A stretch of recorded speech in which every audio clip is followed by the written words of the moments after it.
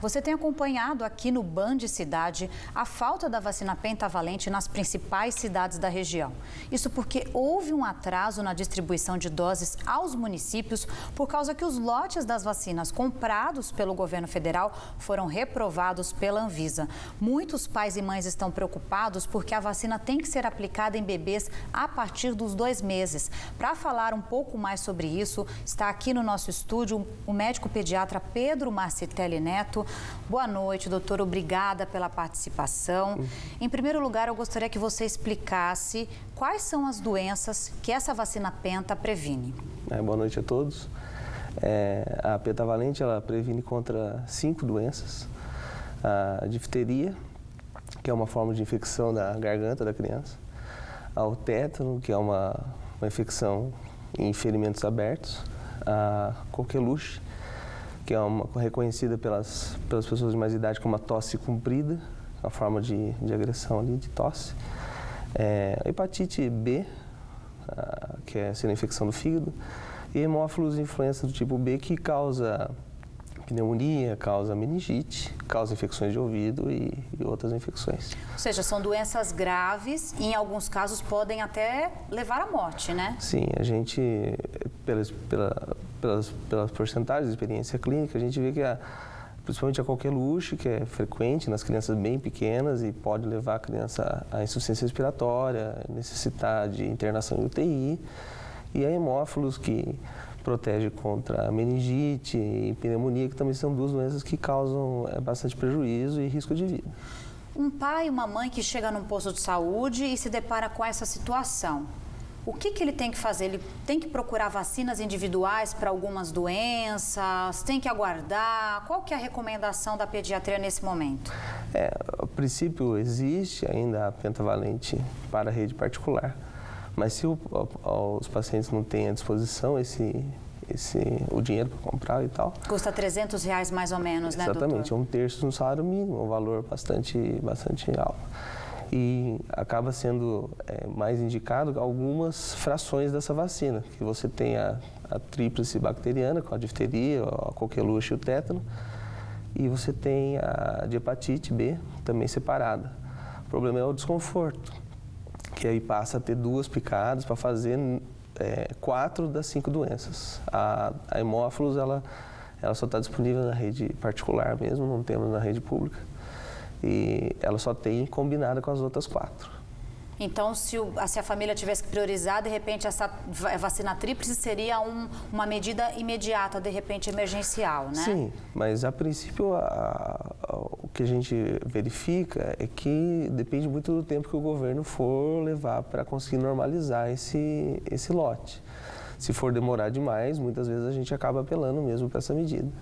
E fora isso, existem outras recomendações? Evitar a exposição das crianças ao público, em locais fechados? O que pode se dizer para os pais? Sim, normalmente a gente vê que quando a criança não tem as doses dessa vacina, ela pode sofrer uma exposição em locais abertos, locais assim que podem trazer somente a coqueluche e o hemófilos para infeccionar essa criança.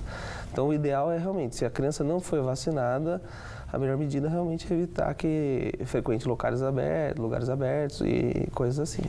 E, por exemplo, por que 2 meses de vida, que é essa fase escolhida para aplicar essa vacina? Qual que é a explicação científica?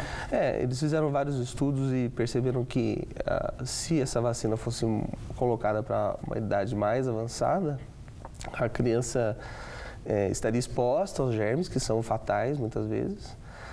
E a partir dos 2 meses ela já tem uma capacidade imunitária de absorver e fazer o processo de defesa através da vacina, né? Tem criança que com 4 meses já vai para uma creche, né? Que a mãe precisa voltar a trabalhar. Essa vacina está em falta agora, em agosto, né? E a previsão do governo federal é renovar o estoque em outubro. Vai saber quando isso vai chegar nos municípios, né? E como é que se faz com essas crianças que precisam estar em creches, contatos? A rede de ensino vai ter que ficar mais atenta junto com os pais quanto a isso? Sim, o cuidado tem que ser muito maior por conta dessa possibilidade, a exposição das crianças. Muito obrigada, doutor. Tem alguma outra recomendação que o senhor tenha a fazer com relação a essa questão da vacina pentavalente? Sim.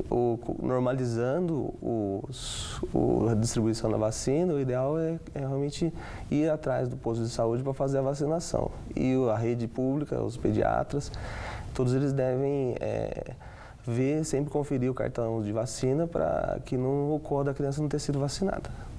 Muito obrigada. Mais uma vez, um bom fim de semana para você, viu? Obrigado.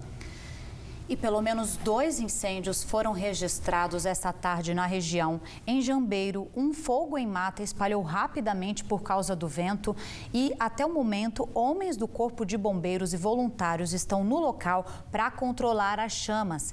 Em Taubaté, um incêndio em um terreno na Avenida Charles Schneider mobilizou os bombeiros e a Defesa Civil. As chamas preocuparam os moradores que vivem ao lado do local. Apesar do susto, o fogo foi controlado. E será que esse tempo seco vai continuar na região? Veja os detalhes no mapa.